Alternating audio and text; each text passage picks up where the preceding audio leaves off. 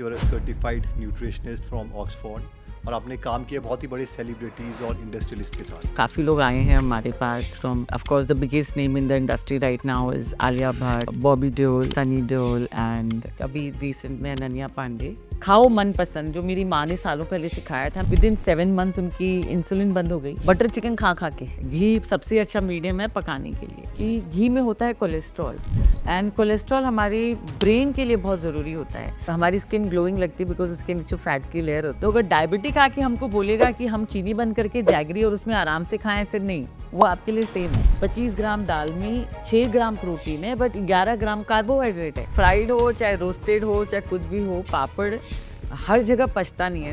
At the same time here loss होता है high protein diet से and at the same time kidney पे effect कर सकता है। लंबी उम्र सबको चाहिए बट हेल्दी एक्टिव, जिससे ब्रेन काम करे, हमारे शरीर काम करे, आंखें काम करे, वैसा चाहिए ना, नहीं तो लंबी जिंदगी किसको चाहिए। ओके मैम, सबसे पहले तो thank you so much for coming.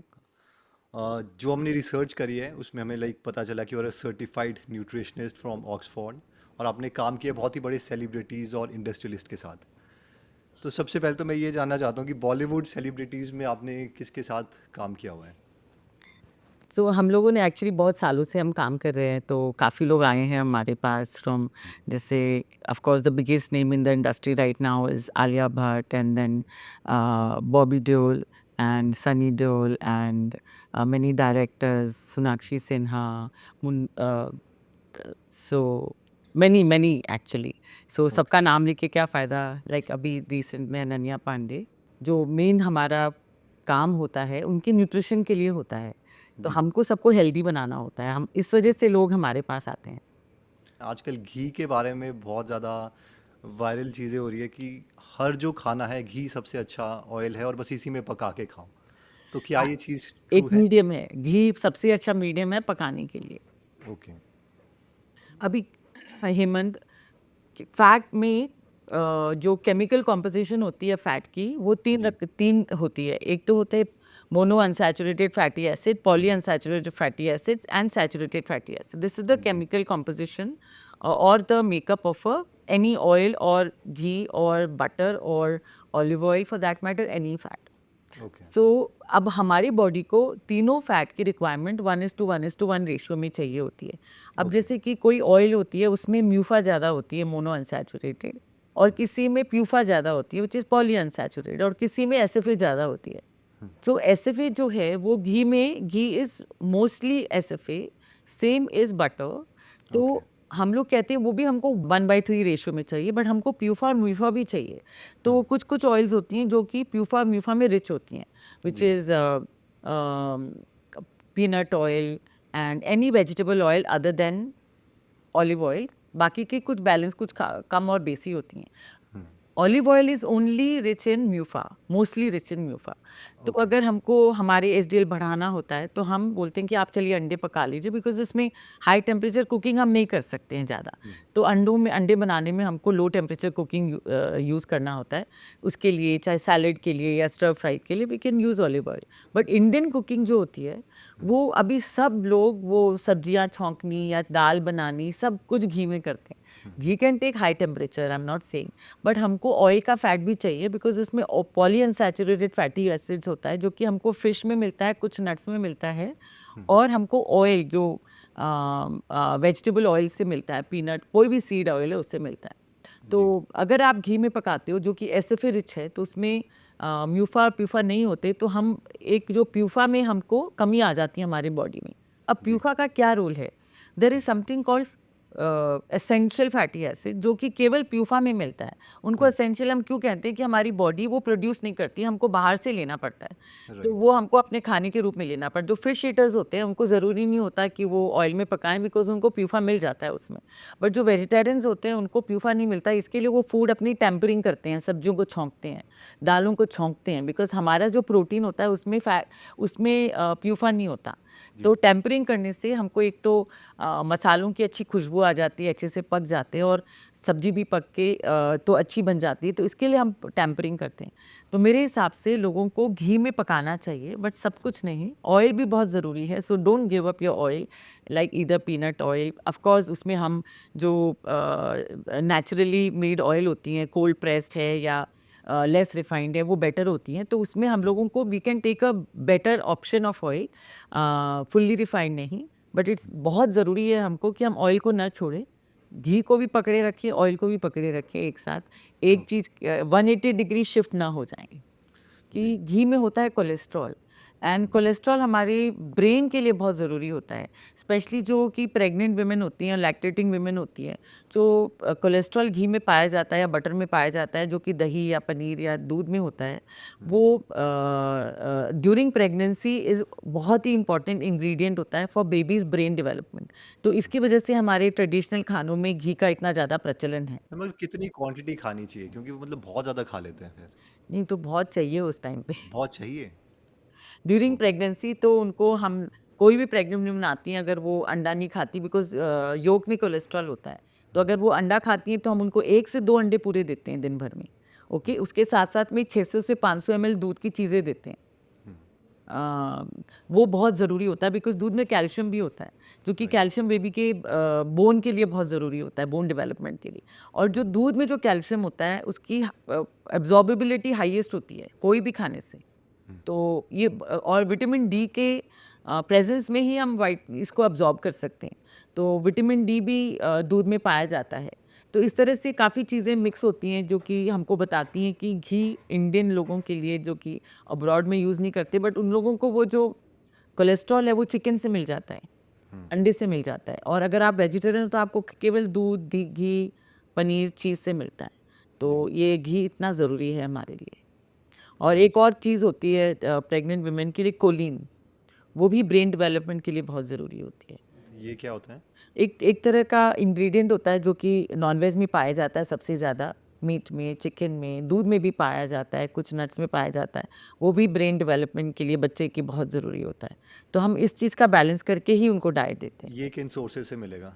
So Colin जो होता है, मैंने बताया नॉन-वेज, चिकन है, मीट है, इन सब में काफ़ी कोलिन पाया जाता है। वेजिटेरियन सोर्सेज में मिल्क प्रोटीन में पाया जाता है, but not as much as this, may be 1/3 और मे बी 1/5 क्वांटिटी होती है कोलिन की, बट वो वेजिटेरियन में दूध में मिलता है। ओके। कुछ हम एक कोई भी डाइट बनाते हैं उसमें विदाउट गिविंग ओमेगा 3 हम कोई डाइट ही नहीं बनाते, बिकॉज मेरे जो डिक्लाइन होता है हमारा कॉग्निटिव डिक्लाइन, एज हम जो एजिंग होती है हमारी, उसमें omega is proven to maintain और इम्प्रूव ब्रेन फंक्शनिंग। तो वो हम ज़रूर देते हैं हर क्लाइंट को। और सब बोलते हैं हम वॉलनट खा के ले रहे हैं, हमसे प्लीज़ आप प्लीज़ एक पिल खा लो, उससे हो जाएगा। हम नहीं खा पाते इतना वॉलनट या फ्लैक्सीड ये ओमेगा के लिए। जो तो कॉड ऑयल है फिश का वो। हाँ, सब बहुत अच्छा है। कॉड फिश ऑयल, ओमेगा 3, तो ईएपी डीएचए का जो कॉम्बिनेशन होता है वो बहुत ज़रूरी होता है हमारे ब्रेन डेवलपमेंट के लिए। विटामिन B6, देन B12 इस ब्रेन विटामिन, वो हमको कमी होती है B12 की। It's a wide spread deficiency of B12। तो आप B12 चेक कराएं, make sure B12 is enough. और excessive sugar also decreases your capacity. तो excessive consumption of sugar can cause many future ailments which is neurological related, जैसे Alzheimer या dementia. हम जैसे कई लोग बोलते हैं कि अगर आप शुगर और ऑयल को बिल्कुल ज़ीरो ही कर दो, क्योंकि ये सारे के सारे कैंसर कॉजिंग सब्सटेंसेस हैं, कि दोनों को बिल्कुल ज़ीरो कर दो तो मतलब जो हेल्थ है वो बहुत ज़्यादा इंप्रूव हो जाएगी। तो ये मिथ है या फिर ये रियलिटी है? नो, आधा मिथ है, आधा रियलिटी है। ओके। अगर आप शुगर अपनी बॉडी में एकदम ज़ीरो करते हो तो you are literally taking a very very positive step towards your healthier future. Sugar क्योंकि हमको द केवल sugar is only for the taste, सिर्फ ओनली फॉर द टेस्ट है। टेस्ट। हाँ, जैसी बॉडी के अंदर गया टंग के बाद बस उसने काम खराब करना स्टार्ट कर दिया। नहीं, काम खराब नहीं, वो खाली एनर्जी देता है। उतनी एनर्जी हम वेस्ट नहीं कर पाते हैं या यूज़ नहीं कर पाते हैं, because of the sedentary lifestyle जो हम जीते हैं, बैठकर पॉडकास्टिंग, खाली बैठे रहते हैं, कंप्यूटर पे काम करते हैं, सब कुछ तो रिमोट पर है। हम लोग सीढ़ियाँ भी नहीं चढ़ते, सब जगह एलिवेटर एस्केलेटर्स होते हैं। राइट। तो हमारे जो स्टेप्स आज से 20-25 साल पहले 5 से 7 हज़ार हुआ करते थे विदाउट डूइंग एनी एक्सरसाइज, जो कि अभी 500 पे आ गए हैं। अगर आप एक्सरसाइज नहीं करोगे तो 500 से ज़्यादा स्टेप नहीं लोगे। एंड स्पेशली छोटी city, I mean the big cities like Bombay, Delhi, all the metro cities जहाँ पे सारा एक्शन होता है, वहाँ पे हम बिल्कुल भी स्टेप नहीं लेते, क्योंकि हर तो स्टेप पे हम गाड़ी में बैठते हैं, गाड़ी से उतरते हैं, बेल मारते हैं तो पीऊँ पानी लेके आता है, चाय लेके आता है, कुछ नहीं करते हम। घर पे भी यही हाल है। तो इसकी जी। वजह से बहुत ज़रूरी है कि हम जो भी चीज़ हमको केवल एनर्जी देती है उसको हम कम करें। एंड शुगर तो कैंसर के लिए खाना ही, food is only sugar, but it's not only sugar. Sugar means even high carbohydrate meal which produces glucose, that's also sugar. Even protein जो होता है हम खाते हैं वो हमारी बॉडी में काफ़ी काम करती है, but excessive protein is also ultimately going to get converted into some form into sugar. So it's very very important to understand that sugar is actually very bad. अगर आप give up कर सकें तो of course बहुत फ़ायदेमंद होगा। हमारे पास बहुत कैंसर पेशेंट आते हैं और हम लोग उनका जैसे at the stage of surgery या कीमो या रेडिएशन, तो हम लोग डिफरेंट स्टेजेस पे उनके डाइट बनाते हैं, जिससे कि एक तो उनकी कीमोथेरेपी वगैरह सही हो जाए और एट द सेम टाइम वो रीअकरेंस नहीं हो, वो बहुत ज़रूरी है। तो इसके लिए हम डाइट बनाते हैं, तो उसमें से सबसे पहले हम शुगर कट आउट करते हैं। Sugar in form of sugar, sugar in form of jaggery, sugar in form of date, sugar in form of honey. Everything has 4 gram, 1 teaspoon, each gram of sugar, honey, jaggery 4 will have calories. 4 gram of carbohydrate which we need to reduce. तो वो हम कम करते हैं उनके लिए by, और उनको nutritious खाना ज़्यादा देते हैं, बिकॉज उनकी काफ़ी प्रोटीन लॉस होता है बिकॉज ऑफ कीमोथेरेपी, तो उनको हमको प्रोटीन ज़्यादा करके देना पड़ता है। तो इस तरह से हम उनकी डाइट बनाते हैं। टचवुड बहुत अच्छा रिजल्ट आता है हमारे जितने भी पेशेंट हैं। So that's the reality about sugar. Now about हम बात करते हैं जो मीडियम है कुकिंग का, विच इज़ फैट। नाउ जी। Fat is essential for our body, though it is evil. High fat diet, fried food, desserts which is laden with, जो कि फैट से एकदम लदा हुआ होता है वसा से, तो उसको हमको हटाना नहीं है, कम करना है। But okay. Fat is essential, उसके बहुत ज़रूरी काम होते हैं हमारे शरीर में। जैसे कि आप ले लीजिए कि विटामिन ए, डी, ई के, जो कि बहुत इंपॉर्टेंट वाइटामिन्स हैं, जिसमें कि एंटीऑक्सीडेंट्स भी हैं, काफ़ी फाइट करते हैं, वो केवल फैट की मीडियम से हमारे शरीर में घूमता है। दूसरा कि नहीं तो हमको इन चारों चीज़ों की डेफिशिएंसी हो सकती है अगर हम फैट को हमारे डाइट से पूरा निकाल लें। उसके बाद जो हार्मोन्स होते हैं वो फैट से बनते हैं, तो उसके लिए भी फैट बहुत ज़रूरी है। तो और हमारे जो ऑर्गन्स हैं वो एक उसमें जो चारों तरफ एक लेयर होती है या एक कुशनिंग होती है, वो फैट की होती है। हमारे जॉइंट्स में कुशनिंग फैट की होती है। हमारी स्किन के नीचे हमारी स्किन ग्लोइंग लगती है बिकॉज उसके नीचे फैट की लेयर होती है। अगर आप फैट कम खाओगे तो एकदम पिचक जाएगा, पिचका नींबू बन जाएगा। तो इसके लिए बहुत ज़रूरी है कि हम फैट को निकालें नहीं, बट संभल के उसका इस्तेमाल करें हमारे खाने में और राइट रेशियो में इस्तेमाल करें। क्योंकि मैम जैसे शुगर ऑलमोस्ट हर चीज़ में ही है, जैसे डायबिटीज़ वालों को भी बोलते हैं, तो जो एक्स्ट्रा शुगर लेते हैं वो बंद कर दें। और ये खासकर ये बहुत माना जाता है कि जो जैगरी है वो खाओ, गुड़ इज़ लाइक गुड, अगर उससे रिप्लेस कर दो तो वो भी इज़ वेरी गुड। तो इसमें like what is the reality behind this? जो हम शुगर खाते हैं, जो रिफाइंड शुगर है, वो बहुत ख़राब होती है हमारे लिए, मैं मानती हूँ। जी। बट अगर हम सोचेंगे कि हम शुगर बंद करके, अगर कोई डायबिटिक मेरे पास आता है, मैंने तो चीनी खाना बंद कर दिया बट मैं जैगरी लेता हूँ, तो बट उसमें कार्बोहाइड्रेट तो उतना ही है ना, शुगर तो उतनी बढ़ेगी आपकी। बट जैगरी में कुछ फ़ायदे होते हैं, क्योंकि उसमें आयरन रिच होता है, दूसरे थोड़े वाइटामिन्स एंड मिनरल्स होते हैं जो कि हमारे शरीर के लिए फ़ायदेमंद होते हैं। तो इसके लिए मैं अगर कोई चीनी लेता है उसकी जगह वो जैगरी में शिफ्ट करता है तो मुझे कोई प्रॉब्लम नहीं है। दूसरी चीज़ है हनी। हनी में तो बहुत क्यूरेटिव प्रॉपर्टीज़ है, जो कि हमारे गट की लाइनिंग ठीक करता है। जैसे अगर किसी को एसिडिटी गैस होती है तो हम उसको बोलते हैं कि आप प्लीज़ सुबह अपना शुरू करें मानुका या कोई भी रेगुलर हनी, वार्म वाटर, थोड़ा सा उसमें नींबू डाल के वो आप पानी लें, जिससे कि आप धीरे धीरे आपकी गट सेटल हो जाएगी। हनी में क्यूरेटिव प्रॉपर्टीज़ होती है, बट अल्टीमेटली शुगर कंटेंट तो सेम ही है। तो अगर डायबिटिक आके हमको बोलेगा कि हम चीनी बंद करके जैगरी और उसमें आराम से खाएं, ऐसे नहीं, वो आपके लिए सेम है। जी। ठीक है, बट एक सबसे बड़ा फ़ायदा होता है चीनी बंद करने से। अगर आपने ले लिया कि चलिए मुझे चीनी नहीं खाना, मैं जैगरी लूँगा या मैं हनी लूँगा, तो उससे सबसे बड़ा फ़ायदा होता है कि 99% जो भी मिठाइयाँ, चॉकलेट्स, डिज़र्ट्स, आप कहीं भी जाएँ, अगर कोई शादी में जाएँगे, कोई फ्लाइट में हैं, चाहे आप एयरपोर्ट पर हैं, तो आपको वो मिलेगा नहीं। तो 99% मिठाइयाँ आपकी ज़िंदगी से निकल जाती हैं, same as even the cold drinks, सब शुगर से बनी होती हैं, तो वो तो निकल गई ना। तो इसकी वजह से आपकी कंट्रोल अच्छी हो जाती है। तो शुगर कम करने से स्किन अच्छी होती है, लाइफ स्पैन बढ़ती है और of course jaggery is better but jaggery has in same amount of may be higher glycemic index than sugar itself. Okay so हमको सही समझना चाहिए कि शुगर गिव अप करने का क्या रीज़न है। ओके मैम जैसे कुकिंग मेथड्स हैं तो कुकिंग में कई लोग जो सब्जियों को प्रेशर कुकर में कर देते हैं, कहीं कढ़ाई में करते हैं, जबकि जो फॉरनर्स हैं वो उसे मतलब स्टीम करेंगे। तो इनमें से सबसे बेस्ट मेथड कौन सा, अगर आप इनको कैटेगराइज करते हो 1 2 3 में? So so about the cooking method, जो इंडिया में काफ़ी प्रेशर कुक यूज़ करते हैं, प्रेशर कुकिंग करते हैं खाने के लिए, तो उसमें से बी बैक्टीरियाज लॉस हो जाता है उनका। बट ऐसा नहीं है कि इतना बुरा है कुकिंग के लिए। तो ओके जो भी जिसको यूज़ होता है, आजकल के ज़माने फास्ट वर्ल्ड है कि अगर आप सब्जी को पकाते रहे आधे घंटे पौने घंटे तक होगा नहीं, क्योंकि टाइम तो नहीं है ना किसी को। तो जो भी आपको मेथड आपको यूज़ करना है आप यूज़ कर सकते हो, but burnt is not good and otherwise every method according to me is fine. जो भी आपको ईजी लगता है आप कर सकते हो, बट मुझे I don't believe in air fryer and I don't believe in microwave, but काफ़ी लोग यूज़ करते हैं मुझे। माइक्रोवेव इज गुड और बैड, लाइक कोई microwave because everyone uses microwave? So microwave में क्या है कि इसमें बहुत ज़्यादा कंट्रोवर्सी है हेमंत, जी माइक्रोवेव के बारे में। माइक्रोवेव का एक ही प्रॉब्लम है कि जैसे आप इंडियन कुकिंग में अगर आप कोई खाना को गर्म करना है, आपने गर्म कर लिया, तो उसके बाद आपने खाना खाया और जो भी कुछ बच गया फिर से गर्म करके खा सकते हो। बट माइक्रोवेव में अगर आपने खाना एक बार गर्म किया तो उसके बाद दूसरी बार गर्म हम नहीं कर सकते, उसके न्यूट्रिएंट खत्म हो जाते हैं। तो ऐसा ही कुछ है चक्कर।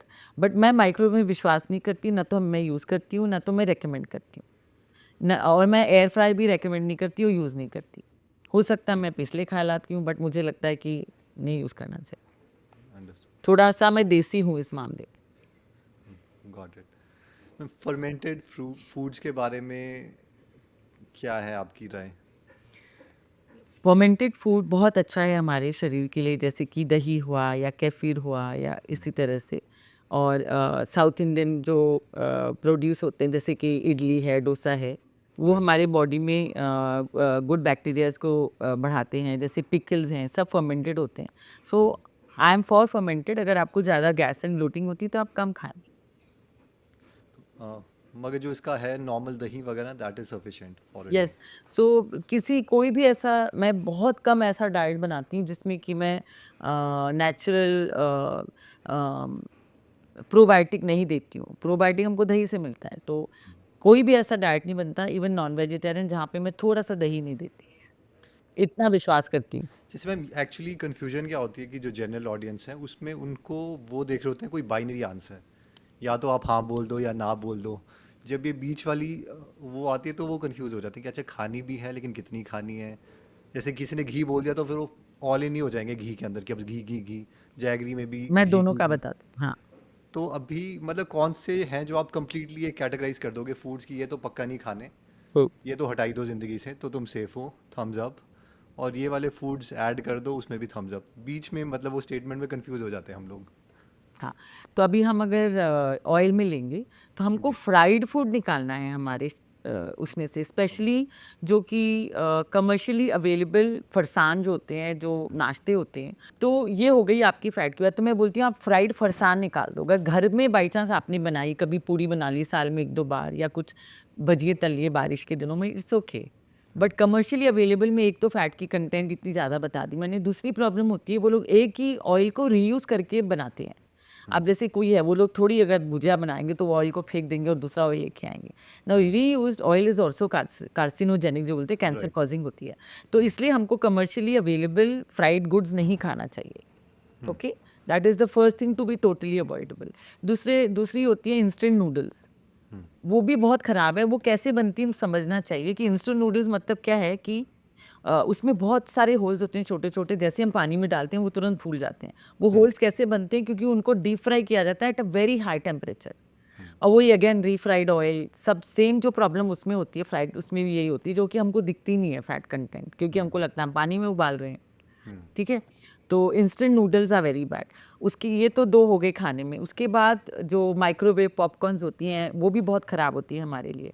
तो एक वो भी हम मना करते हैं। आप पॉपकॉर्न नॉर्मली घर पे बनाएं, जैसे कि कुकर में उसको स्प्लटर करके, वो ठीक है।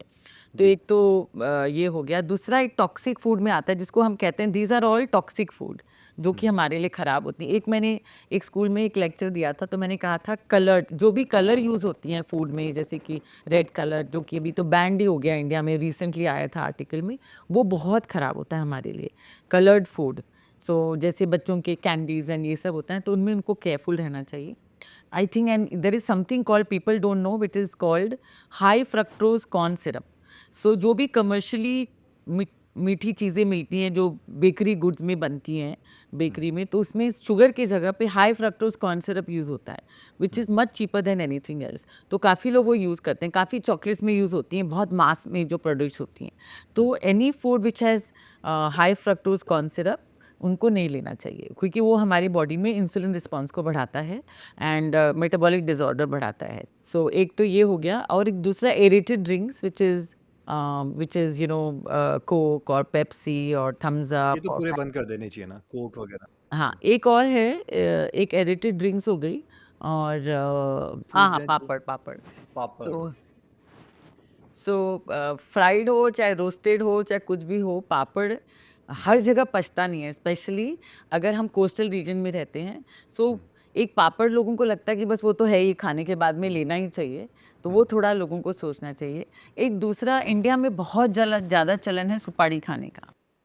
हाँ, तो हुँ, सुपारी से हमारी आयरन लेवल्स गिरती है, तो ओके। सुपारी भी थोड़ा स्पेरिंगली खाना चाहिए या नहीं खाना चाहिए। These are the understood. Negative food list. And which one are the positives कि इसमें हम खेलेंगे तो हाँ, सेफ रहेंगे? तो अभी जैसे कि काफ़ी चीज़ खाना ऐसा होता है कि हम नहीं बोल सकते आप मत खाओ। जैसे मैं किसी को नहीं बोल सकती आप चाय में चीनी मत लो, या आप मीठा बिल्कुल मत खाओ। तो हमारा रूल है शुगर के लिए 2 टू 3 टीस्पून शुगर, जैगरी या हनी इन अ डे, ओके? और फ्राइड फूड तो हम आपको मना ही करते हैं किसी को खाने के लिए। तो अल्कोहल का भी रिस्ट्रिक्शन रखते हैं। मैं ये नहीं बोल सकती आप बिल्कुल अल्कोहल ले नहीं सकते, सब भाग आएँगे, सबको कुछ ना कुछ तो चाहिए पार्टी वगैरह में। तो हम थोड़ा-सा इसमें वो रखते हैं। अम और जो चीज़ खाना चाहिए which is very very important for us is of course, हमारे खाने में हमको प्रोटीन एंड फैट, जैसे अगर आपने बिल्डिंग देखी है, कोई भी एक बिल्डिंग है, तो वो किस पे हुँ, बेस होती है? जैसे हमारी सेल्फ ग्रोथ की थ्योरी है कि हम लोग एक 4 पिलर्स होती हैं और उसका फाउंडेशन होता है। तो 4 pillars, one hmm, is most important is हम प्रोटीन। एक्चुअली वो खाने के बारे में नहीं है, मैं खाने का ही बता देती हूँ। प्रोटीन बहुत ज़रूरी है हमारे खाने में, और उसका बैलेंस जी, ज़रूरी है। High protein is also bad, low protein is also bad. एक तरह से वो बैलेंस लाना बहुत ज़रूरी है, और इंडिया में इस ख़ासकर ये चलन है कि प्रोटीन को हम भूल जाते हैं। और अगर हुँ, वेजिटेरियन जो होते हैं वो क्या करते हैं कि प्रोटीन, अगर आप, और हमको सब मेन्यूज़ एक्सपेरिमेंट करने हैं, हमको सारे क्यूज़ीन्स एक्सपेरिमेंट करने हैं। आप कोई भी इंडियन है, हुँ, उसको चाइनीज़ बहुत पसंद है, तो लेबनीज़ बहुत पसंद है, तो जापानीज़ बहुत पसंद है, या थाई फूड, और हम जाएँगे, हम सब मेन्यू एक्सपेरिमेंट करते हैं, और हम अपना खाना भूल जाते हैं, हमारा बैलेंस भूल जाते हैं। तो वेजिटेरियन है वो हुँ, कैसे खाएगा पास्ता? वो पास्ता और पिज़्ज़ा और ब्रेड खाएगा, तो प्रोटीन कहाँ गया? अब ये इटालियन है, वो हुँ, पिज़्ज़ा पास्ता खाता है, तो चिकन ज़रूर खाता है। इसी हुँ, तरह से कोई जापानीज़ है, उसमें फ़िश ज़रूर होगा उसके खाने में, जैसे कि कार्पाच्चियो के फॉर्म में या किसी भी फॉर्म में। इसी तरह से थाई फूड में चिकन या प्रॉन्स या सब कुछ होता ही है। तो प्रोटीन बैलेंस करते हैं और हम प्रोटीन भूल जाते हैं। तो protein balance is very important for breakfast, lunch and dinner. इसमें बच्चों का मैम कई बोलते हैं कि बच्चे हैं इनको पच जाएगा क्योंकि ये मतलब बहुत ज़्यादा एनर्जेटिक हैं कंज्यूम कर रहे हैं तो वो गलत है कि अ, पच जाता है, बहुत एनर्जेटिक है, शुगर पच जाएगा, कार्बोहाइड्रेट पच जाएगा, राइस है, ब्रेड है, सब कुछ पच जाएगा। बट हम्म, उनको हम गलत हैबिट में बचपन से डालेंगे तो मुश्किल है।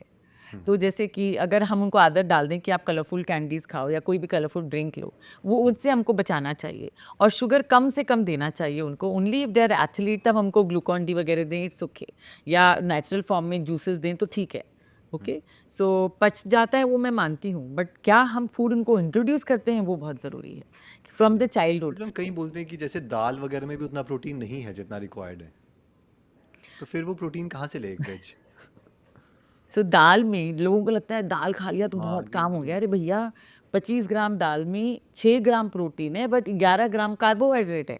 हम्म तो डबल तो कार्ब हो गया ना। वही और तो वो मतलब ये सबसे बड़ा, क्योंकि एक्चुअली जब ये कैलोरीज वाली गेम समझते हैं, प्रोटीन कार्ब्स वगैरह जब ब्रेक डाउन करते हैं, तो ऐसा लगता है इंडियन डाइट में तो कुछ है ही नहीं है। बहुत चावल इतने सारे, इतने कार्ब्स, एक कटोरी दाल डाल दी आपने, और मीठा ये सब, दैट इज शुगर, कार्ब्स, और प्रोटीन सब इज बढ़ जीरो। जाते हैं।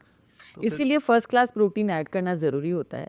अभी जैसे आप नॉन-वेज प्रोटीन लो, चाहे आप अंडा लो, चाहे चिकन लो, चाहे फिश लो, चाहे ऑयस्टर लो, चाहे कुछ भी ले लो। उसमें जो फैट एंड प्रोटीन की मात्रा होती है ऑलमोस्ट 50-50 होती है, फैट एंड प्रोटीन, या 50-50 होती है, या प्रोटीन ज़्यादा होता है, फैट कम होता है, या फैट ज़्यादा होता है, प्रोटीन कम होता है। But there is no carbohydrate in right. Any non-veg sources of protein. But India के नॉन-वेज, आई मीन इंडियंस के या वेजिटेरियन इसमें जो प्रोटीन बैलेंस होता है, आपने देखा है कि अगर दाल में होता है कि फैट तो है ही नहीं, 6 ग्राम प्रोटीन है बट 11 से 12 ग्राम कार्बोहाइड्रेट होता है।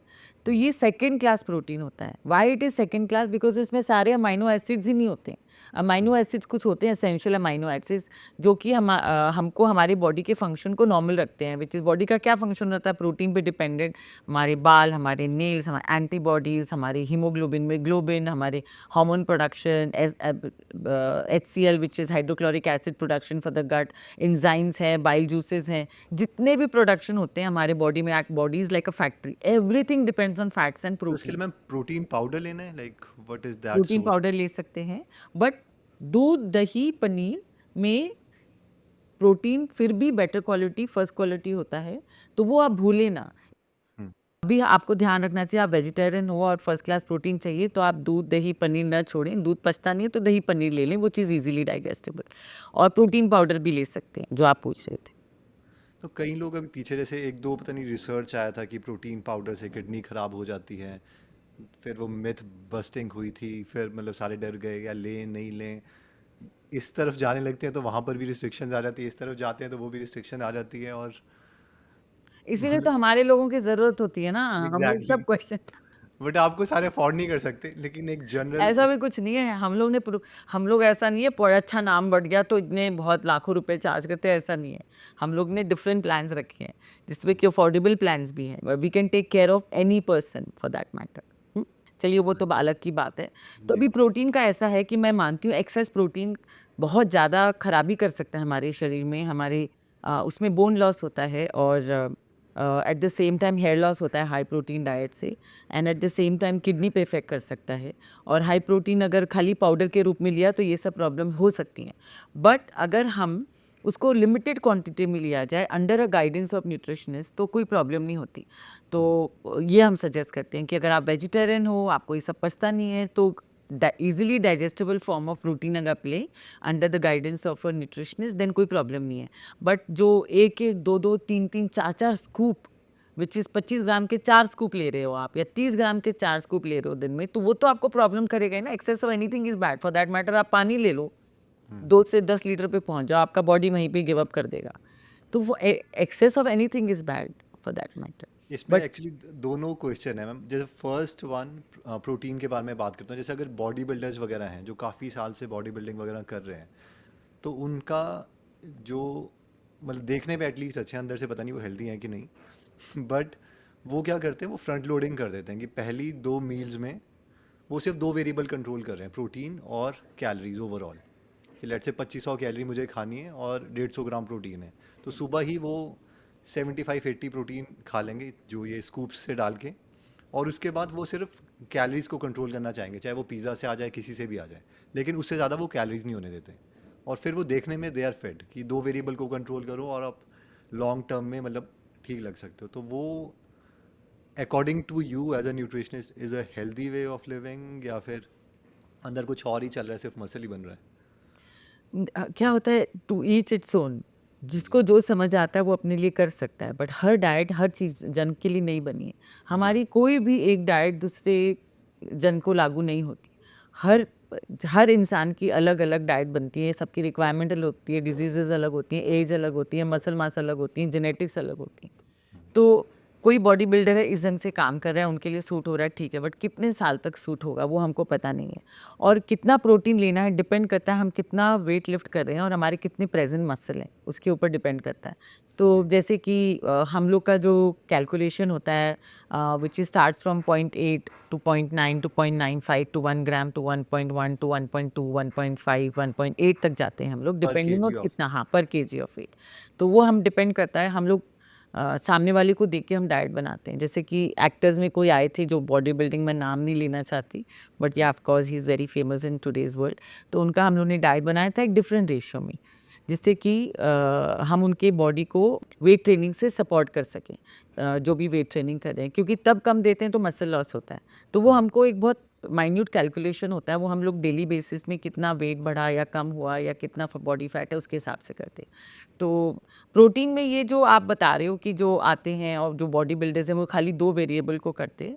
सो अगर उनके लिए चल रहा है, उनका मसल बढ़ रहा है, उनकी तबीयत ठीक है, उनको नींद अच्छी आ रही है और happiness level is good, they are mind is calm, so it must be working from them.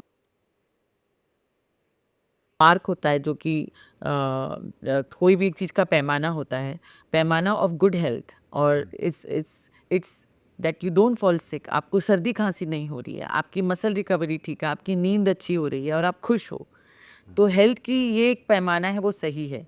Water मतलब पानी कितना पीना चाहिए दिन में?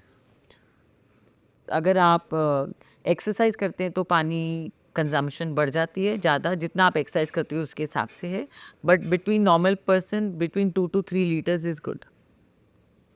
और ऐसा है कि कोरिलेशन डायरेक्टली पानी का with the quality of skin, कि जितना ज़्यादा पानी पियोगे उतनी चमक जाएगी स्किन। स्किन का correlation fat and protein, only 2 parameters for skin. So direct correlation skin, अच्छी स्किन का होता है कितना फैट आपके डाइट में है और जी। कितना प्रोटीन आप खाते हो और कितनी नींद आप पाते हो। तो मगर इसमें नंबर 1 इज़ नींद। या नींद, अच्छी नींद फाउंडेशन होती है न्यूट्रिशन की, गुड हेल्थ की, सब चीज़ के लिए सबसे ज़रूरी है नींद। इसकी वजह से मैं ये रिंग पहनती हूँ पिछले 5 साल से। स्लीप मतलब वो कितनी क्वालिटी आई है। ओके। सोना कितना चाहिए, और जो सेलिब्रिटीज़ हैं जिनकी इतनी अच्छी स्किन है और मतलब they look very good proper, वो कितना सोते हैं, और एक जनरल आदमी को कितना सोना चाहिए? 8 घंटे सोना ही चाहिए सबको। 8 आवर्स। कोई बोलता है 6 काफ़ी हैं, पेरेंट्स और बच्चों को उठा देते हैं, उठ जाओ सुबह। चाहे आप बच्चे हो, एकदम छोटे बच्चों, उनको तो 12 घंटा नींद चाहिए होती है, बहुत ही छोटे। टॉडलर्स को। और everyone after that like needs minimum, आप टीनेजर जब मतलब when you enter adulthood, minimum 8 hours चाहिए। मैम अगर जैसे प्रोटीन की बात करें तो एक प्रोटीन है इनटेक, एक प्रोटीन है जो प्रोडक्ट्स में आ रहा है, कि आपके हेयर्स के लिए प्रोटीन है, जो स्किन में आप लगा रहे हो वो भी है। तो वो भी इफ़ेक्टिव है कि बाहर से लगाना, और एक एक्चुअली में आप उसको कंज्यूम कर रहे हो? 98% इज इंजेस्टेबल, ओनली 1 or 2% इज जो हम खाते हैं, उससे हमारा 98% इफेक्ट आता है, एप्लीकेशन में 1 or 2%। और जो रियलिटी है यूज़र्स का, जो बिहेवियर है कंज्यूमर्स का, वो 98% बाहर वाला है और 2% अंदर वाला है। You are what you eat. Right. जैसे गट का और स्किन का, इसका भी कोई कोरिलेशन है? Gut is your second brain. Okay. सबसे ज़रूरी है हमारे गट को हेल्दी रखना, जिससे कि हमारे न्यूट्रिएंट को एब्जॉर्प्शन अच्छा मिले। गट को अच्छा रखना बहुत इजी नहीं है, बिकॉज़ हमारा जो हमारी पाचन शक्ति बहुत चीज़ों से अफेक्ट हो जाती है। जैसे कि माइंड एंड गट का डायरेक्ट कनेक्शन होता है। अगर हम एंग्शियस होते हैं तो हमारे गट में एक्सेस एसिड प्रोड्यूस होता है, जो कि एसिडिटी कॉज करता है। और कितना हम प्रोटीन खाते हैं उससे भी हमारा गट अफेक्टेड हो जाता है, कि हमारी जितनी भी प्रोडक्शन, जो कि मैंने आपको पहले बताया, whether it is hydrochloric acid और bile juices, enzymes and any secretion जो कि हमारे स्टमक में होता है, या सारी के सारे सिक्रीशन डिपेंड करते हैं हम कितना प्रोटीन खाते हैं, और वही प्रोटीन रॉ मटेरियल के जैसे यूज़ कर होके बॉडी में ये सब प्रोड्यूस करता है। तो अगर हम प्रोटीन इनफ नहीं खाते तो हमारे सारे सिक्रीशन वीक क्वालिटी के हो जाते हैं, हमारी गट अब्जॉर्ब उसमें उसकी गट की जो पाचन शक्ति है वो वीक हो जाती है। इसी तरह से absorption of calcium, iron and जो भी वाइटल न्यूट्रिएंट्स है, वो सब हमारे स्ट्रॉन्ग गट पे डिपेंड करता है। जी। तो gut is your second brain, and उसको सही रखना सबसे ज़रूरी होता है। तो उसके लिए क्या स्टेप्स हैं जो ले सकते हैं? गट के लिए एक तो सबसे ज़रूरी है कि हमारे खाने को आहार को हम थोड़ा नीट एंड क्लीन रखें और फ्राइड और जो भी खाने से हमारी गट को इफ़ेक्ट होता है बहुत, तो वो हम नहीं खाएं, कमर्शियली बेक्ड गुड्स। और हमारी जो मैं ये बताती हूँ कि आपकी जैसे कि एक हमारा 4 आवर रूल होता है, इसको कहते हैं हम 4 एग्स डाइट। जिससे कि ओके। आपने अगर नाश्ता 9 बजे किया तो 1 बजे के पहले आप लंच मत लीजिए। ले सकते हैं आप 12 बजे भी, but 4 hour gap is important. 9, 1, 5, 9 should be maintain. कुछ भी हम अनाज खाते हैं जो कि ग्रेन्स होती हैं, which is bread, roti, rice, kurmura, biscuit, thepla, dhokla, anything which is called grain, grain से बनता है, या protein which is chicken, fish etcetera. इसको पचाने में हमारे पेट को 3 घंटा मिनिमम जाता है। उसके पहले अगर आपने दूसरा खाना खा लिया तो हमारी पाचन शक्ति कमज़ोर हो जाती है। तो पाचन शक्ति को ठीक रखने के लिए टाइमिंग बहुत ज़रूरी है। बट उसके बीच में अगर आपको भूख लगे 9 से 1 के बीच में, तो you can have fillers. Fillers में हम बिस्किट, कुरमुरा वगैरह नहीं खा सकते। Fillers can be fruit, soup, coconut water, light T, light coffee, salad etcetera. ये हम बीच में खा सकते हैं, जो कि अनाज बेस्ड नहीं होते, जिसको पचाने, और इवन बटर मिल्क जिसको हम पचाने में हमको between half an hour to 2 hours लगता है। तो ये हमारे इन बिटवीन फिलर्स होने चाहिए। अगर हम इसको मेंटेन करें तो हमारी गट धीरे धीरे स्ट्रांग होती जाती है। तो एक तो ओके। प्रोटीन हुआ, एक ये हुआ। और अगर आपकी गट बहुत वीक है तो आप शुरू करें अपना दिन या तो बहुत ज़्यादा वीक होने से, या अगर आपको कैंडिडा है जिससे कि fungus in the stomach, you can start your day with coconut oil 1 to 2 teaspoon and drink थोड़ा सा वार्म वाटर ओवर इट। और अगर खाली एसिडिटी और एसिडिटी की शिकायत है तो वार्म वाटर में थोड़ा मानुका हनी या रेगुलर हनी यूज़ करके उसमें थोड़ा सा लाइम डाल लें। या अगर और भी दूसरा एक और रेमेडी है जो कि काफ़ी जैन यूज़ नहीं करते हनी, तो उनके लिए है मुनक्का। 8 से 10 मुनक्का भिगो दिया और उसको सुबह खा लिया। इस तरह की मॉर्निंग रूटीन है। उसके बाद हमारे खाने में से कुछ चीज़ों को निकालना पड़ता है, बहुत स्पाइसी फूड को, जिससे कि एसिडिटी वगैरह कंट्रोल हो जाती है। बहुत गर्म खाना नहीं खाना चाहिए। गर्म मतलब sorry, very hot liquid which is extremely hot T या एक्सट्रीमली हॉट कॉफ़ी या एक्सट्रीमली हॉट दाल और या सूप, उसको अवॉइड करना चाहिए। टेम्परेचर को थोड़ा-सा कम करके यूज़ करना चाहिए, जिससे ईसोफेगस हमारा सही रहे। तो ऐसे करके एक्चुअली बहुत सारी चीज़ें, मैं क्या-क्या बताऊँ आपको गट ठीक करने के लिए। वैसे कई लोग याकुल्ट पीते हैं गट के लिए कि इसमें हाँ, प्रोबायोटिक। प्रोबायोटिक बैक्टीरिया हैं जो कि अच्छे हैं, हुँ। तो दैट इज़ गुड। यस। तो अगर किसी का बिकॉज़ किसी ने कोई अल्कोहलिक होता है या बहुत अल्कोहल, मतलब जैसे कि पार्टी में ड्रिंकिंग ज़्यादा होती है तो उनकी गट लाइनिंग ख़राब हो जाती है। प्रोबायोटिक जो होता है बॉडी से गट से निकल जाता है। या अगर किसी ने एंटीबायोटिक काफ़ी लिया है काफ़ी समय तक या काफ़ी रेगुलरली लिया है तो उनकी भी बैक्टीरियाज़ गट में ख़राब हो जाती है। किसी ने एम्प्टी स्टमक फ्रूट खाया है, वो भी हमारे गट के बैक्टीरिया को इम्बैलेंस कर देता है। तो इन लोगों को हम उसके बाद बताते हैं कि आपकी पहले हमको बैक्टीरिया बैलेंस करनी है। तो एक होता है प्रीबायोटिक, होता है प्रोबायोटिक। प्रोबायोटिक हमको याकुल्ट से मिलता है, बट याकुल्ट में प्रॉब्लम है कि उसको सही टेम्परेचर पे उसको रखने से ही हम यूज़ कर सकते हैं। आई डोंट नो कि कितना हमको सही टेम्परेचर मिलता है। तो यू हैव टू बाय, किसी को भी याकुल्ट खरीदना है तो एक अच्छी जगह से लेना चाहिए उनको, ये बहुत ज़रूरी होता है। So it's probiotic which is very good. Without calculating calories, क्या मतलब हम मतलब वो फैट लॉस हो सकता है कि बस ये मेजरमेंट किसी इस तरीके से हो कि अच्छा इतना खाना डाल दिया 1 कप, ये किस तरीके से वो कैलकुलेट करता है? अगर आप फैट लॉस किसी को रेकमेंड कर रहे हो तो कैलोरीज उसको आप काउंट करवाओगे ही करवाओगे, क्योंकि वो सबसे ज़्यादा स्टार्टिंग में जो यूज़र बिहेवियर है वो होता नहीं है। या हम कैलोरी क्लाइंट को काउंट नहीं कराते, वो हमारा काम है। अच्छा, आपने बस मगर आप उनको मेजर करवाते हो फिर। हाँ, हम उनको मेज़र करवाते हैं कि आप 1 कप खा लो, बट हमने आज तक किसी को ये डाइट नहीं दिया है जो उनको पसंद नहीं हो। अगर कोई क्लाइंट बोलेगा मैं ये तो खाना ही नहीं चाहता हूँ, मैं नहीं बोलूँगी प्लीज़ आप ये खाना ही पड़ेगा, आपकी हेल्थ के लिए अच्छा है। खाओ मनपसंद, जो मेरी माँ ने सालों पहले सिखाया था, मैं उसी में विश्वास करती हूँ कि आपको जो मन है वो ही मैं खाने को दूँगी और कुछ नहीं दूँगी। और जो खाने से आपको खुशी मिलती है वो ही मैं दूँगी, नहीं तो नहीं दूँगी। तो सबसे ज़रूरी तो ये बात है। उसके बाद हम उनको कप मेज़र में बताते हैं कि आप इतना अंदाज़न बताते हैं, आधा से 1 कप, पौना से ऐसा कप। आप ऐसे खाएँ, यहाँ पे ज़्यादा खाया तो यहाँ कम कर दें। और actually quantity is more important for protein, क्योंकि प्रोटीन हमको ज़रूरी है खाने में। तो आप उसका हम बोलते हैं आप ये ज़रूर खाओ। उसके बाद कार्बोहाइड्रेट आप थोड़ा-सा कम कर दो। बट एग्ज़ैक्ट क्वांटिटी पे हम इतना ज़्यादा विश्वास नहीं करते। कैलोरी काउंट तो आज तक किसी को नहीं कराया हम लोगों ने।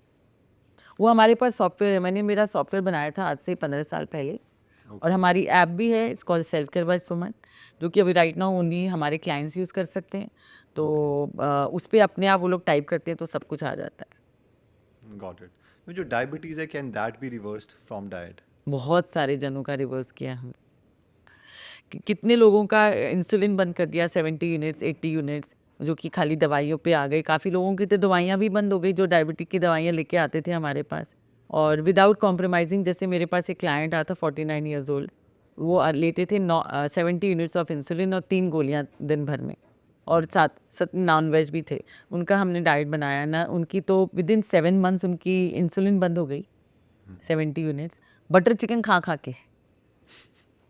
बट तो एक लिमिटेड क्वांटिटी में। सॉरी, हाँ, लिमिटेड क्वांटिटी मतलब जितना उनको चाहिए उतना तो दूंगी ना, ऐसा थोड़ी है कि इतना सा दे दूंगी। या ऐसा नहीं कि खाली खूब सारा बटर चिकन खा लो, साथ में तंदूरी ये नान खा लो, ये सब थोड़ी होता है। नॉर्मल खाना अच्छा, बट ऐसा नहीं है कि बिना फैट का खाना, एकदम ड्रैब खाना, खाली सूप सैलेड खिलाया, ऐसा कुछ नहीं। सोया रोटी वोटी कुछ नहीं, नॉर्मल रोटी ये करके उनकी शुगर भी नॉर्मल आ गई। उन्होंने 25 किलो वजन भी कम किया। एक लेडी आई थी हमारे पास, वो वाज 65 या 70 ईयर्स ओल्ड, वो 80 यूनिट्स ऑफ इंसुलिन लेती थी, वो उनकी बंद हो गई। और और काफ़ी इंसान ऐसे आते हैं जो कि जैसे एक मतलब एक इन्होंने स्पेशल किया क्या कि मतलब जिसकी वजह से कम हुआ ये? सो एक हमारे पास इंसान आए थे जिनकी HbA1c 12 थी, एंड ही जी। Was thin, hmm. और वो नॉनवेज भी खाते थे, एक्सरसाइज भी बहुत करते थे, और बहुत उल्टा सीधा नहीं खाते थे। हम्म। उनका हम लोगों ने 3 महीने में 12 पॉइंट समथिंग HbA1c से we brought it down to 6.8 within 3 months. तो ये इट्स अ बैलेंस। हम लोग केवल डाइट नहीं देते ना हेमंत, हम देते हैं डाइट के साथ में लाइफस्टाइल करेक्शन, कि आपका नींद कितनी हो रही है, आप एक्सरसाइज किस टाइम पे कर रहे हो, क्या खा के कर रहे हो, कितना कर रहे हो, किस टाइप की एक्सरसाइज कर रहे हो, खाने में बैलेंस क्या है, क्या क्वांटिटी खा रहे हो, क्या गैप से खा रहे हो, और क्या मीडियम यूज़ कर रहे हो कुकिंग के लिए। इन सब का बैलेंस करते हैं, तब जाके उनका शुगर लेवल ठीक होता है। तो diabetes is not only dependent on type of food you eat, but काफ़ी सारे फैक्टर्स होते हैं, हम सबको बैलेंस करते हैं। हम अगर कार्ब्स ही मैम कम कर दे सिर्फ, तब नहीं होगा डायबिटीज नहीं, रिवर्स? नहीं, ऐसा नहीं होता। नहीं होगा। मैं बताई ना, it's a balance of lot of things. खाली कार्ब्स कम करने से डायबिटीज़ नहीं जाती। अब चीनी निकाल दो, कार्ब्स कम कर दो, जूस निकाल दो, उससे क्या होगा? अगर वो उसके पास मसल नहीं है बॉडी में, तो कैसे उसकी डायबिटीज़ शुगर कैसे अपटेक कैसे बढ़ेगी? काफ़ी डायबिटिक्स होते हैं, उनको लगता है 1 घंटा वॉक कर लिया, बहुत कर लिया ज़िंदगी में, मेरे पूरा दिन भर का एक्सरसाइज खत्म हो गया। भई आप डायबिटिक हो, आपकी मसल लॉस बहुत फास्ट होती है, अगर आपने इनफ प्रोटीन नहीं खाया। तो उनको, हम लोग की एक्सरसाइज की पैटर्न अलग होती है, उनकी टाइमिंग ऑफ एक्सरसाइज अलग होती है। तो काफ़ी चीज़ों को फैक्टर में लेके कौन सी फ्रूट नहीं खानी, जैसे कि हम सजेस्ट करते हैं कि एप्पल एंड पेयर में सोल्यूबल फाइबर होता है, आप वो ज़रूर खाएँ फ्रूट्स में। सब बोलते हैं हमको पपीता खाना है, बोलते हैं पपीता ना खाएँ, उससे शुगर बढ़ती है। ऐसे करके हम फ्रूट रिस्ट्रिक्शन करते हैं, वेजिटेबल रिस्ट्रिक्शन करते हैं। ग्रेन्स में जो 2 ग्रेन होते हैं जिससे शुगर बढ़ती है, राइस एंड कॉर्न, वो हम निकाल देते हैं। उनको बोलते हैं आपको व्हीट निकालने की ज़रूरत नहीं, बट ये 2 ग्रेन ज़रूर निकाल दें, और बाकी का प्रोटीन बैलेंस करके ब्रेकफास्ट, लंच एंड डिनर में उनकी हम एकदम शुगर ठीक कर देते। शुगर की तो प्रॉब्लम ही नहीं है। एक्चुअली शुगर तो हमारे लिए बाएँ हाथ का खेल है, हमारा मेन गेम है, हमारा एक्चुअल गेम है, लोगों को कैसे डायबिटिक बनने से रोका जाए। हमारा मेन काम वही है एक्चुअली। काफ़ी लोग हमारे पास आते हैं जिन पे इनको हम बताते हैं ब्लड टेस्ट करके कि आपको 2 साल, 5 साल, 10 साल में डायबिटीज़ होने वाली है। कुछ-कुछ ब्लड रिपोर्ट्स हमको समझा देती हैं वो। हमारा मेन काम वही होता है हेमंत, कि हम उन लोगों को प्री मेडिकेशन देके डायबिटीज़ से हम उनको रिवर्स करते हैं। इस तरह से हम लोगों ने हज़ारों लोगों की डायबिटीज़ होने से बचाया है उनको, क्योंकि हम इंडियंस हैं, हमारे इंडियंस में सबके जीन्स में ही डायबिटीज़ घुसा हुआ है। सबको कहीं न कहीं रूप में ग्रैंड पेरेंट्स, अंकल, आंट्स, कहीं न कोई डायबिटिक और हमारे जीन्स में है। तो उस जीन्स को कैसे हम पकड़ में रखें और उनको डायबिटीज़ ना हो, बस मेरी पूरी ऑफिस जो हमारी 15 न्यूट्रिशनिस्ट है, डॉक्टर्स हैं, सबका काम यही होता है। डायबिटीज़ को रोक दिया तो 10 बीमारी साथ में रुक जाती है। मगर इसके लिए मतलब इट इज, मतलब काफी वेरिएबल्स का खेल है, कोई एक वेरिएबल कंट्रोल करके नहीं यस, होगा। Yes, wish I could tell you कि बस ये कर लीजिए, एक मैजिक फॉर्मूला इससे हो जाएगा आपका, ऐसा नहीं होता। So okay. I must tell you कि ये हम, क्योंकि आप डायबिटीज़ अगर होती है तो कितनी बीमारियाँ, क्योंकि डायबिटीज़ का तो कोई सिम्टम ही नहीं ना, खाली शुगर ही तो ज़्यादा है, क्या सिम्टम है? उसके हिडन सिम्टम्स होते हैं। अगर आपको डायबिटीज़ हाई है तो आपकी आर्टरी, जो कि हमारी आर्टरी है उसमें प्लाक फॉर्मेशन बढ़ जाती है, उसको कहते हैं आर्टीरियोस्क्लेरोसिस, उसकी वजह से स्ट्रोक आते हैं या हार्ट अटैक आते हैं। दूसरा होता है फैटी लिवर, वो जो शुगर यूज़ नहीं होती वो जाके लिवर में डिपॉजिट हो जाती है तो फैटी लिवर हो जाती है। इसी तरह से हमारी किडनी जो हमारे कैपिलरीज के छोटे छोटे एंड्स होते हैं उसमें शुगर डिपॉजिट हो जाती है तो उनका काम वीक हो जाता है, तो हमारी किडनी प्रॉब्लम हो जाती है। तो ये 3 हो गई। उसके साथ साथ में और क्या सिम्टम्स है, बाल उड़ जाते हैं, पिगमेंटेशन हो जाती है, पेट में वजन बढ़ जाता है, वजन बढ़ने से घुटनों में दर्द हो जाता है, पीठ में दर्द, मतलब many things happen because of diabetes. सबसे बड़ी प्रॉब्लम डायबिटीज़ की ये है जो कि लोगों को समझ नहीं आती, अगर आपकी शुगर अनकंट्रोल्ड है और chances of cancer go so high. आपको पता है कैंसर की अकरेंस कितनी ज़्यादा हो गई है हेमंत इंडिया में, तो आपके chances of cancer goes up, क्योंकि कैंसर के लिए खाना ही शुगर है, वो तो आपके बॉडी में ऐसे ही फ्री में घूम रहा है, राइट। तो हमारा काम ये कि डायबिटिक ही नहीं होने देना किसी को, जिससे कि ये सब बीमारियों से वो बचे रहें। अल्कोहल के केस में कितनी क्वांटिटी इज दी? वैसे तो it should be zero but still like. या ज़ीरो ओनली, तो आप पूछें ना तो अच्छा है, बट ठीक है सोशलाइजिंग के लिए मैं बोलती हूँ आप वीकेंड में कम मात्रा में ले लें बस, दिस इज। और what else can be say about alcohol. And सबसे another very important factor for brain health besides muscle and bone is exercise. हम एक्सरसाइज और हमारी जब बॉडी में डोपामाइन वगैरह की लेवल बढ़ती है तो उससे भी ब्रेन को बहुत फ़ायदा होता है। Oxygenation of whole body happens because of exercise, वो जो कि हर सेल में पहुंचता है और एक्टिवेट करता है। तो अगर आप 45 मिनट्स वॉक करते हो तो आपके ऑलरेडी ब्रेन को उससे फ़ायदा हो रहा है। तो चाहे आप हॉलीडे पे हो, चाहे आप कहीं भी जा रहे हो, exercise is very very important on a daily basis. हम ऐसा नहीं कर सकते 5 day exercise 2 days nothing, every day everyone should exercise चाहे और वो वॉक, कार्डियो हो चाहे चाहे रेजिस्टेंस हो। Anything, pick up anything and do वो 30 to 40 minutes like minimum 40। 30 to 40 minutes, minimum 40 minute. आजकल ये बहुत ज़्यादा चला हुआ है कि अपनी जो लाइफ है उसको कितना ज़्यादा लंबा किया जा सकता है, तो खासकर जो बिलियनियर्स वगैरह हैं उनका वो भी बहुत ज़्यादा इस पे कोशिश कर रहे हैं। तो डाइट आई थिंक उसमें मतलब इसमें पहले तो आपका टेक क्या है, then I will ask the questions. नहीं ये बहुत मतलब एक्चुअली मैंने जो मेरी न्यूट्रिशन की पढ़ाई करी थी उसका एक ही एम था कि मुझे 100 साल तक जीना है। अब क्या होगा आगे भगवान जाने, बट यही एम थी मेरी कि 100 साल जीना है, बट एकदम विदाउट एक लकड़ी को पकड़े हुए। तो कोई भी मेरे पास क्लाइंट आता है ना, चाहे 50 साल का हो, चाहे 60 साल का हो, चाहे 70 का, 80 का, मैं यही बोलती हूँ कि मेरा आपके लिए क्या ध्येय है, कि आपकी क्या एम होनी चाहिए कि आप बिना लकड़ी के 90-95 साल की उम्र तक चलो, वो हमारा एम है। अब उसके लिए हमको क्या करना है वो हम अभी से शुरू करते हैं। तो लंबी उम्र सबको चाहिए, बट हेल्दी एक्टिव, जिससे ब्रेन काम करे, हमारे शरीर काम करे, आंखें काम करे, वैसा चाहिए ना, नहीं तो लंबी ज़िंदगी किसको चाहिए। तो वो हॉस्पिटल में डाइट नहीं एंड लाइफस्टाइल से बहुत क्लोजली रिलेटेड है। In fact diet and lifestyle only can give you, कुछ तो genes and geographical factor also काम करते हैं। जीन्स मतलब आपने क्या जीन्स इनहेरिट करी हैं, कितनी बीमारियां आपको धरोहर में मिली है beside the inheritance. Also geographical condition, कहाँ पे आप रहते हैं वहाँ पे तो जलवायु कैसी है, ये दो चीज़ हैं कम, बट हम डाइट एंड लाइफस्टाइल से इस चीज़ को काफ़ी हद तक ठीक कर सकते हैं। Got it. ठीक है, thank you so much ma'am for coming. I think बहुत कुछ वैल्यूबल मतलब वैल्यू मिली है और ये बहुत वैल्यूबल रहेगा सब यूजर्स के लिए। Thank you so Thank you so much, Hemant, for calling me on your platform. I hope your platform does well. Much. या thank you so much ma'am, I hope it will.